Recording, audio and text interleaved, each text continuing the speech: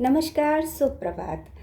काफ़ी समय से अनुरोध हो रहा था कि मैं युष्मद, अस्मद इत्यादि शब्द रूपों की सिद्धि भी सिखाऊं, उसके वीडियो डालूं। और मैंने सर्च करके देखा, सच में यूट्यूब पर मुझे कोई नहीं मिला। लोगों ने याद करने का तरीका इत्यादि तो बताया जिन्होंने वीडियो डाले अस्मद युष्मद के, लेकिन उनकी शब्दों की सातों व्यक्तियों तीनों वचनों में सिद्धि किसी ने नहीं बता रखी है। तो चलिए आज मैं ये वीडियो डाल देती हूँ। ये इसलिए भी मुश्किल रहा होगा क्योंकि हमारे पास जब तक फॉर्मूला नहीं होते हम प्रैक्टिकल नहीं कर सकते। और सिद्धांत कौमुदी में जब युष्मत के रूप सिद्ध करेंगे तो एक जगह हमें सूत्र तो कौन कौन से लगेंगे ये मिल जाएंगे, लेकिन स्पष्टीकरण के साथ नहीं मिलते, तो पता नहीं लगेगा कि किस सूत्र से क्या परिवर्तन आएगा और हमें कौन सा सूत्र लगाना चाहिए और ये सूत्र कहाँ मिलेंगे जिनको कि हम व्याख्या सहित सीख सकें। तो मैं वही करती हूँ कि पहले सारे फॉर्मूला यानी सारे सूत्रों को इकट्ठा करती हूँ एक जगह, जो जो हमें चाहिएंगे इन युष्मद या किसी भी शब्द की सिद्धि के लिए। युष्मद को त्वम में बदलने वाला सूत्र कौन सा होगा और वो कहाँ मिलेगा, उसको कलेक्ट करना है और सबको संग्रहित करके एक जगह फिर उनकी सबको समझना होगा, उनकी स्पष्टीकरण, उनकी व्याख्या करनी होगी। और जब हम समझ जाएंगे तो हम फटाफट शब्द रूप की सिद्धि कर सकते हैं। तो सबसे पहले तो ये समझ लीजिए कि युष्मद है क्या। युष्मद जो है वो मध्यम पुरुष का कर्ता है यानी त्वम। तो मध्यम पुरुष के कर्ता के लिए युष्मद शब्द के रूपों की प्रयोग हम कर लेते हैं। और दूसरी बात यह है कि युष्मद शब्द जो है वो क्या है, वो है सर्वनाम। सर्वनाम किसे कहते हैं? सर्व आदीनी सर्वनामानी। तो जो सबके लिए प्रयुक्त हो सकते हैं उनको हम सर्वनाम कहते हैं। जो किसी का भी नाम, सबका नाम हो सकता है, जैसे पुस्तक है, गिलास है या पेन है, तो हम तीनों को ये या इसको बोल सकते हैं। तो ये या ये इस क्या हो गया, ये हो गया सर्वनाम, क्योंकि हमने सबको ही ये कहकर कह दिया ये देना, यानी पेन की तरफ इशारा कर दिया, या पुस्तक के लिए बोल दिया कि इसे देना, पुस्तक नहीं कहा, यानी संज्ञा के स्थान पर हम जिनको प्रयोग कर लेते हैं वो होते हैं सर्वनाम। सर्वनाम। और इसी तरह से राधा मोहन, कोई भी स्वयं को मैं कह सकता है, किसी को भी तुम कह सकते हैं, तो उसके नाम के स्थान पर हम उसे तुम कह देंगे, या स्वयं के कोई भी अपने नाम के स्थान पर खुद को मैं कह लेगा, तो ये हो जाता है सर्वनाम। जो सबका नाम हो सकता है उसे कहते हैं सर्वनाम। अब क्योंकि सर्वनाम जो होते हैं वो संज्ञा के स्थान पर प्रयुक्त होते हैं, संज्ञा का प्रयोग न करके हम सर्वनाम का प्रयोग कर लेते हैं। तो इसलिए क्योंकि संज्ञा जो होती हैं वो सार्थक होती हैं, अर्थवान होती हैं, उनका अर्थ होता है संज्ञा शब्दों का। तो जब संज्ञा शब्द के स्थान पर सर्वनाम प्रयुक्त होते हैं तो ये भी अर्थवान हो जाते हैं। और अर्थवान जो शब्द होते हैं वो कैसे होते हैं? वो प्रातिपदिक होते हैं। यदि वो धातु नहीं है, यदि वो प्रत्यय भी नहीं है, तो वो कैसे हैं? प्रातिपदिक शब्द हैं, लेकिन वो अर्थवान हैं, इसलिए वो प्रातिपदिक शब्द हैं। प्रातिपदिक जो शब्द हो जाते हैं यानी कि अब वो अर्थवान पद हैं, तो उनकी हम कर देते हैं पद संज्ञा। क्योंकि भाषा में कभी भी अपद का प्रयोग नहीं होता है, सर्वथा पद का ही प्रयोग होता है। पद बनाने के लिए हम क्या करते हैं कि सुप्रत्यय, तो कुछ सूत्र तो ऐसे हैं जो प्रत्येक शब्द की सिद्धि में लगाए जाते हैं, और कुछ शब्द ऐसे हैं जिनमें बहुत सारे सूत्र लगते हैं, इसमें भी लगेंगे उसमें भी लगेंगे। जैसे कुछ शब्द ऐसे हैं जैसे राम, हरि, राजन, मैंने आपको जो सिद्धि करना सिखाया तो उनमें देखा होगा कि कुछ सूत्र ऐसे थे जो सभी में लग रहे थे, कुछ सूत्र ऐसे थे जो सब में नहीं लग रहे थे लेकिन कुछ में लग रहे थे। कुछ विशेष सूत्र ऐसे होते हैं जैसे युष्मद अस्मद में ही लगेंगे, वो राम, रमा, राजन, नदी इत्यादि में नहीं लगेंगे। तो इस तरह से सूत्र हमें कलेक्ट करने होंगे। तो सूत्रों को संग्रहित करेंगे, कौन कौन सा चाहिए वो कैसे संग्रहित करेंगे हम, उन किस परिवर्तन के लिए हमें कौन सा सूत्र चाहिए, कौन सा सूत्र क्या परिवर्तन करता है, ये सब हम एक जगह एकत्रित कर लेते हैं। तो पहले समझ लेते हैं हम सूत्रों को कि कौन सा सूत्र क्या परिवर्तन लाता है, और बस जब सूत्र यानी फॉर्मूला को अगर हम समझ लेते हैं तो हम प्रैक्टिकल यानी कि किसी भी शब्द की सिद्धि कर सकते हैं। तो चलिए अब हम कर लेते हैं युष्मत के शब्द रूपों की सिद्धि। ध्यान रखिएगा, अस्मद और युष्मत दोनों की सिद्धि एक साथ कर सकते हैं, क्योंकि दोनों के प्रत्येक वचन प्रत्येक व्यक्ति में एक जैसे ही, लगभग एक जैसे ही सभी सूत्र लगते हैं। तो दोनों की सिद्धि साथ साथ चलेगी, क्योंकि दोनों के ही वो समान सूत्र हैं। और ये जो युष्मद है, एतद है, तत् है, इदम है, किम है, ये सब जो है वो त्यादिगण में आते हैं, जबकि सर्व आदि जो कुछ ऐसे सर्वनाम हैं जो सर्वादिगण में आते हैं। तो युष्मद की सिद्धि कर रहे हैं, यानी कि हम त्यादिगण से ले रहे हैं युष्मद, और अस्मद भी उसके साथ ही समझ लीजिएगा। तो चलिए शुरू करते हैं। सबसे पहले हम कलेक्ट कर लेते हैं और समझ लेते हैं उन सूत्रों को जो कि हमें युष्मद के शब्द रूपों की सिद्धि करने के लिए चाहिए। और आज हम करेंगे प्रथमा विभक्ति के तीनों वचनों की सिद्धि। तो आप लोगों की सुविधा के लिए मैंने बहुत अच्छे से ये नोट्स तैयार किए हैं। युष्मद शब्द की सिद्धि करेंगे। युष्मद का अर्थ होता है तुम, जो कि मध्यम पुरुष का कर्ता है। और युष्मद तत्, एतत्, यत्, इदम, अदस, युष्मद, अस्मद, भवत, भवत यानी आप, और किम, ये ऐसे शब्द हैं जो कि त्यादि गण के अंतर्गत आ जाते हैं। इनका सबका एक गण है जिसे हमने त्यादि गण कहा है। सर्वनाम है ये शब्द, क्योंकि संज्ञा के स्थान पर प्रयुक्त होता है इसलिए अर्थवान है। और सर्वनाम कौन होते हैं? वो होते हैं सर्वादीनी सर्वनामानी, जो सबका नाम हो सकता है उसे हम सर्वनाम कहते हैं। और क्योंकि ये संज्ञा के स्थान पर प्रयुक्त होते हैं अतः ये अर्थवान होते हैं। तो इसलिए जब हम युष्मद के किसी भी शब्द रूप की सिद्धि करेंगे, किसी भी वचन या विभक्ति की, तो अर्थवत, धातु प्रत्यय, प्रातिपदिकम सूत्र उसमें लग जाएगा, क्योंकि संज्ञा के स्थान पर प्रयुक्त हो रहा है तो वो अर्थवान है, और वो ना धातु है ना वो प्रत्यय है, तो अर्थवत होना चाहिए। अधातु हो यानी धातु न हो, और अप्रत्यय, प्रत्यय भी ना हो, तो ऐसे शब्द की प्रातिपदिक संज्ञा हो जाती है। तो ये सूत्र सभी में लगा। फिर जिसकी प्रातिपदिक संज्ञा हो जाती है उसे हम बनाएंगे अब पद, और पद बनाने के लिए क्या करेंगे? स्वउजस का आगम करेंगे, यानी 21 प्रत्यय लाएंगे। तो देखिए इंग्लिश में जो हम टू, फ्रॉम, बाय, इस तरह के अर्थों को देने के लिए लगाते हैं, के लिए, को, या द्वारा, इस तरह के अर्थों के लिए हम इनका प्रयोग करते हैं। लेकिन संस्कृत में हम स्वउजस यानी सुप्रत्यय लगा देते हैं, और सुप्रत्यय के साथ जो शब्द निर्माण करते हैं, जिस शब्द की सिद्धि हो जाती है, उसमें अलग से नहीं लिखने पड़ते, वो अर्थ अपने आप आ जाता है। जैसे मम कहेंगे तो मेरा आ जाएगा, जैसे मया कहेंगे तो मेरे द्वारा आ जाएगा, हमें बाय मी ऐसे नहीं कहना पड़ेगा। तो दूसरा जो सूत्र अगला लगेगा, तो सबसे पहले तो हमने अर्थवत धातु प्रत्यय से प्रातिपदिक संज्ञा की, स्वउजस से 21 प्रत्यय का आगम किया, और स्वउजस आप समझ लीजिए, मैं प्रत्येक शब्द रूप की सिद्धि में बता चुकी हूँ। जो सूत्र है उसको हम इस तरह से लिखते हैं, पूरा सूत्र एक ही है ये, स्वउजस आमोट शश ताभ्याम भिस देभ्याम भ्यस असिभ्याम भ्यस अस ओस आम ई ओ सुप, और ये 7 विभक्तियों में है और 3 वचनों में है। तो जब हमें 21 प्रत्यय मिल जाते हैं तब हमें देखना होता है कि अब इन 21 में से हम मान लीजिए त्वम बना रहे हैं, तो त्वम बनाने के लिए हमें क्या चाहिएगा? कौन सा वाला प्रत्यय लगाना होगा? तो त्वम क्या है? वो है प्रथमा एक वचन का शब्द है। तो द्वैकय और द्विवचन ही एक वचन है सूत्र से हम प्रथमा विभक्ति एक वचन की विवक्षा में सु का आगम कर लेंगे। इसी तरह यदि बहुवचन का है तो याद हो तो बता रखा है कि बहुषु बहुवचनम सूत्र से हम बहुवचन का प्रत्यय लगा लेते हैं। अब मुख्य सूत्रों पर आ जाइए जो कि हमें युष्मद की सिद्धि करने के लिए चाहिए।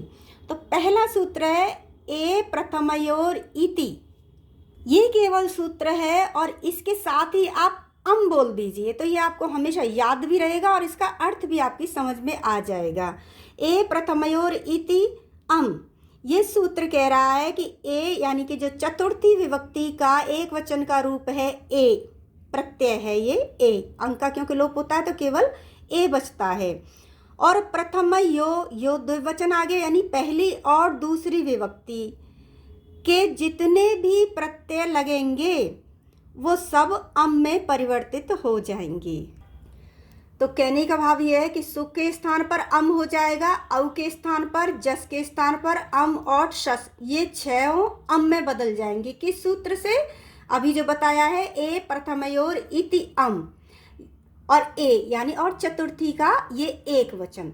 तो इसके स्थान पर और सु औ जस अम और षट, इन 7 के स्थान पर अम आदेश हो जाता है ए प्रथमयोर इति अम। इस सूत्र से अम को साथ में मतलब लिखना, क्योंकि ये सूत्र है एक्चुअली एक दूसरे से जुड़े हुए चले आते हैं तो वो पूरा नहीं लिखते हैं, सूत्र को इतना छोड़ देते हैं, क्योंकि वहाँ एक इसका सीक्वेंस होता है, एक क्रम होता है, उससे वो समझ में आ जाता है। कई बार च कहकर छोड़ देते हैं, इस तरह से सूत्र होता है तो हमें पूरा समझना होता है। इसीलिए अम को मैंने अलग से लिखा है, ए प्रथमयोर इति अम, यहाँ लिख लो, यानी कि ये अम में बदलने वाला सूत्र है।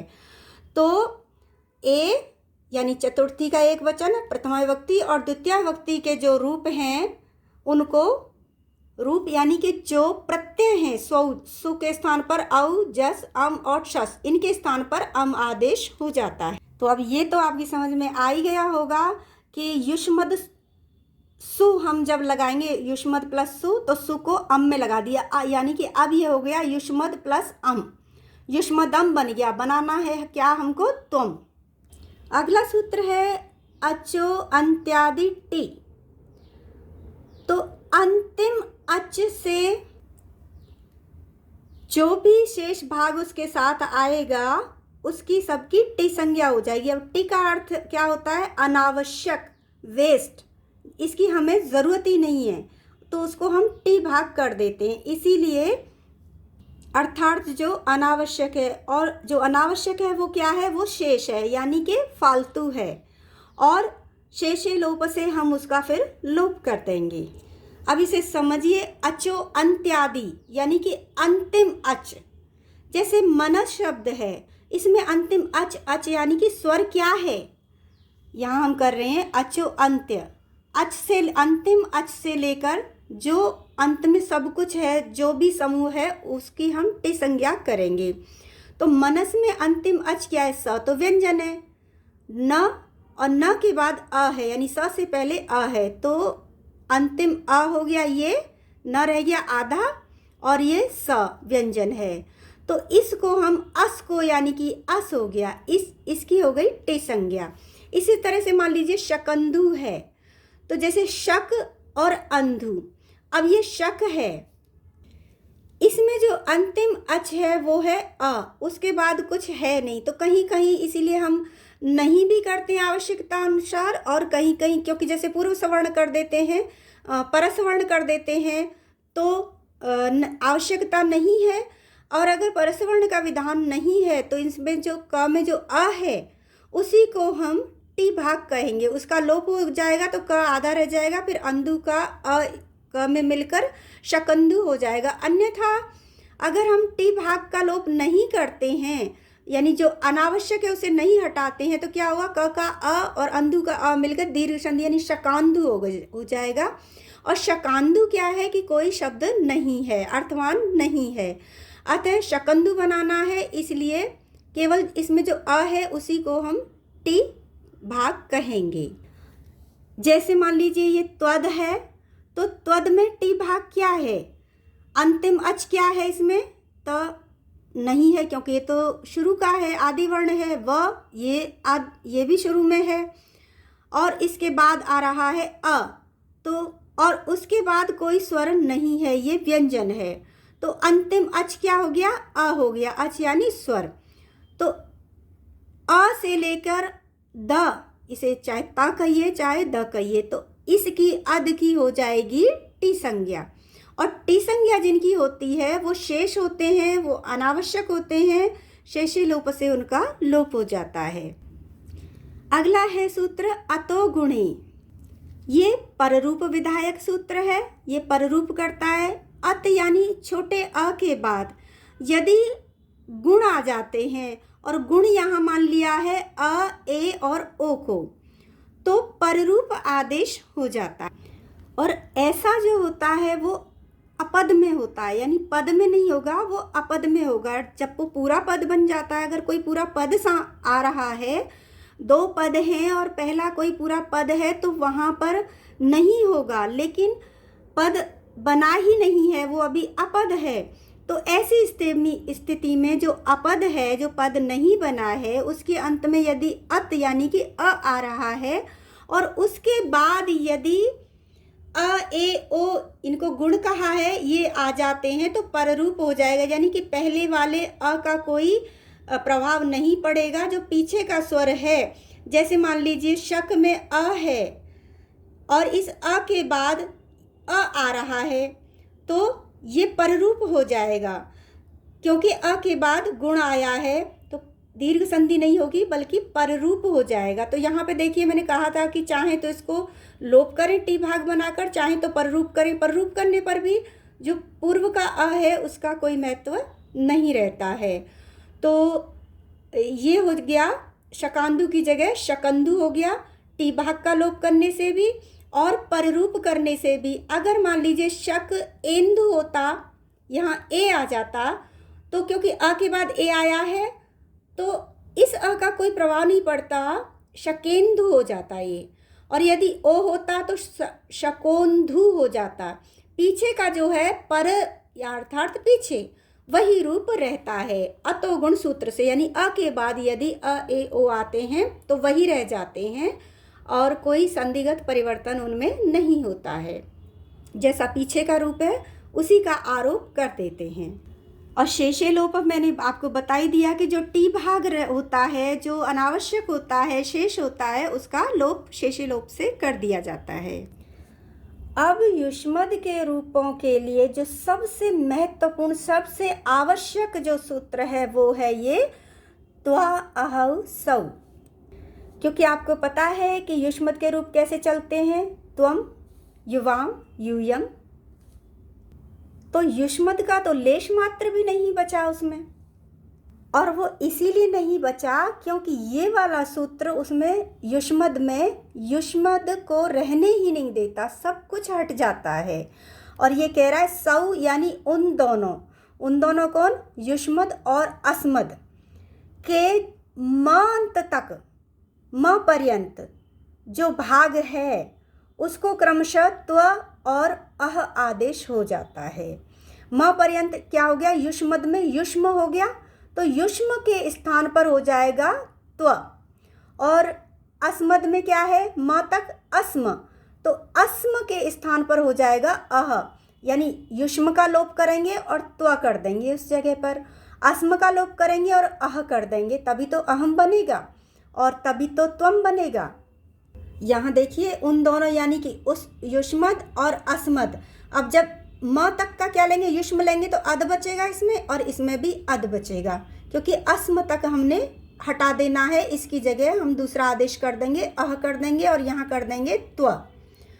तो म पर्यंत तक भाग को हम क्रमशः युष्म को त्वा कर देंगे और अस्म को अह कर देंगे। और चलिए अब हम करते हैं युष्मद की प्रथमा विभक्ति एक वचन की सिद्धि और जो रूप है त्वम। अब ये युष्मद को हम त्वम में कैसे बदलेंगे, तो शुरू करते हैं, क्योंकि हमने सारे सूत्र अपने पास रख लिए हैं, सारे सूत्रों का प्रभाव हमने समझ लिया है और अब हम बस लगाते जाएंगे। मूल शब्द लिया हमने युष्मद, और युष्मद शब्द की सर्वादीनी सर्वनामानी सूत्र से हमने सर्वनाम संज्ञा कर दी।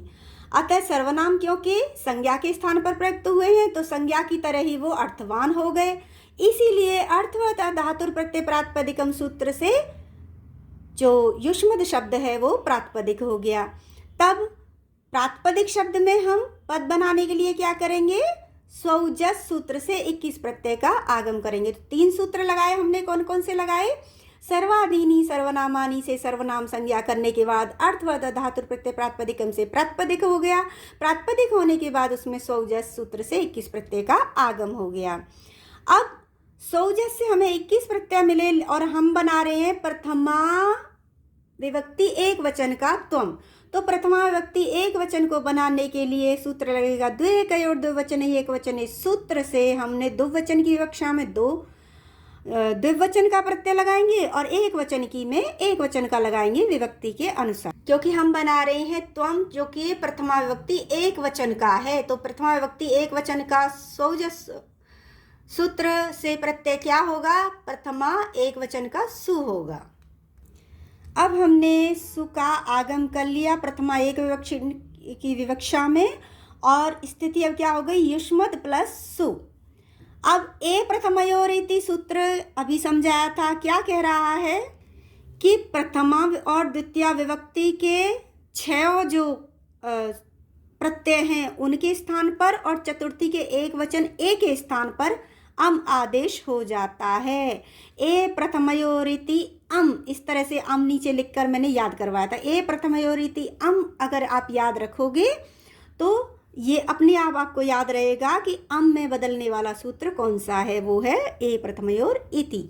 तो अब ए प्रथमयोर इति सूत्र से हमने सु को अम में बदल दिया, और अब अचो अंत्यादि टी यानी अंतिम अच से लेकर के उसके आगे जो भी व्यंजन आ रहा है उस सब की टी संज्ञा हो जाती है। अचो अंत्यादि सूत्र से हम टी संज्ञा करेंगे, किसकी करेंगे? और वो है जैसे ये है प्रत्यय की नहीं, ये हम मूल शब्द के अंतर्गत करते हैं। तो ये है युष्मत। तो युष्मत में अंतिम जो है वो क्या है? युष्म में अ है, अध भाग है, तो इस अध की कर देंगे हम टी संज्ञा। और टी संज्ञा करने के बाद, क्योंकि ये टी संज्ञक है अर्थात ये वेस्ट है, ये अनावश्यक है, तो ये शेष है। अतः जैसे हम करते हैं ना कि कोई हम कपड़ा सिल रहे हैं तो कटिंग करने के बाद जो शेष कपड़ा होता है उसे हम हटा देते हैं चारों ओर से काट के, उसी तरह से जो शेष है टी भाग है उसका हम शेषे लोप से लोप कर देंगे। तो हमने किसका लोप कर दिया? इसमें युष्मद में अद का कर दिया लोप। अब रह गया केवल युष्म और अम रह गया। तो ये स्थिति अब क्या हो गई? ये हो गई युष्म प्लस अम। अभी ये क्या बना है? युष्मम बन गया, और हमें क्या बनाना है? त्वम। अब अम तो हमारे पास है, अब युष्म को केवल हमें त्वम में बदलना है, क्योंकि त्वम कैसे? तो युष्म को और अस्म को त्व और अह में बदलने वाला सूत्र याद है? कौन सा बताया था? जी हाँ, वो ये सूत्र है त्व अहौ सौ, अर्थात उन दोनों के म पर्यंत, म तक का जो भाग है या वो क्या है? युष्म और अस्म, उनको क्रमशः त्व और अह आदेश कर देंगे। तो अब हमने त्व अहौ सौ सूत्र से जो युष्म है उसको त्व आदेश कर दिया। तो ये हो गया त्व आदेश। अब देख लीजिए त्व और अम हो गया हमारे पास। अब क्योंकि त्व भी क्या है? त्व है अभी पद नहीं है, क्योंकि अभी इसका कोई अर्थ नहीं निकल रहा है। ये क्या है? अभी अपद है, और अपद में यदि अ के बाद अ ए ओ आ जाते हैं तो पररूप हो जाता है, अर्थात इस अ और इस अ को मिलने से आ नहीं बनेगा, दीर्घ संधि नहीं होगी, पररूप होगा। इसका तो कोई महत्व ही नहीं रहेगा, जो पीछे जो भी स्वर लगा हुआ है वही रह जाएगा केवल, यानी पीछे वाले का रूप बन जाएगा। यानी अ और अ मिलकर दोनों अ ही होंगे, ये वाला होगा। अगर इस अ के बाद ए आता तो ए रह जाता, ओ आता तो ओ ही रह जाता, यानी तो हो जाता, त्वे हो जाता। अब अ आया है तो त्व हो जाएगा। तो इस तरह से अत के बाद गुण आने से अतो गुणे सूत्र से पररूप हो जाएगा, क्योंकि त्व पद नहीं है, और अतो गुण सूत्र से अ के बाद अ ए ओ आ जाते हैं तो पररूप हो जाता है। तो त्व अम त्वम ये रूप सिद्ध हो गया। क्योंकि वीडियो बहुत बड़ा हो रहा है इसलिए मैं आज केवल एक वचन को ही सिखाऊंगी, और क्योंकि अब हमारे पास सारे फॉर्मूले, सारे सूत्र हैं और हम उनको सबको समझ चुके हैं। तो अब आगे जो वीडियो आएंगे उनमें एक साथ हम 1 से 2, 2 से 3 विभक्ति भी एक साथ जल्दी जल्दी सिखाएंगे। तो अगले वीडियो के लिए आप जुड़े रहिए, और अगर आपको अच्छा लग रहा है तो लाइक शेयर कर लीजिए, और साथ ही सब्सक्राइब कर लीजिए, ताकि आगे आने वाले और जो युष्मत के समस्त शब्द हैं या और भी आपके उपयोगी जो भी व्याकरणिक आएंगे, आप सुझाव भी देते रहिए और उनको आप देखते